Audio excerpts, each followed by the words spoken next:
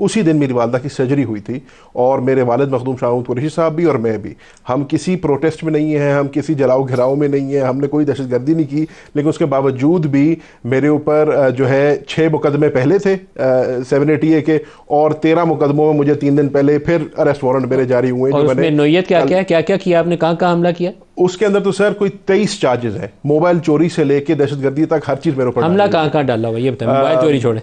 12 case, अब ये जो नए हैं उसमें 12 केस जो है पिंडी के हैं, और एक पिंडी केस में कौन कौन सा, जीएचक्यू भी है? जीएचक्यू शामिल और है। एक फैसलाबाद का जो हमारा आईएसआई हेडक्वार्टर का केस। आपने उसी दिन फैसलाबाद में आईएसआई के ऑफिस को भी अटैक किया और जीएचक्यू को भी अटैक नहीं, किया? मैंने उसी दिन आईएसआई के ऑफिस को भी अटैक किया, उसी दिन मैंने जीएच को भी अटैक किया, उसी दिन मैंने जिना हाउस को लाहौर में भी अटैक किया, उसके से भी मैं मुलविस हूँ, और उसी दिन मैंने मुल्तान में भी अटैक किया। तो मैंने मोस्ट वांटेड तो मेरे पास बैठे हुए हैं, तो एक ही दिन में अज़मा की जो गवर्नमेंट है, अज़मा की हुकूमत को चाहिए कि फौरी तौर पर रेड करे इस वक्त।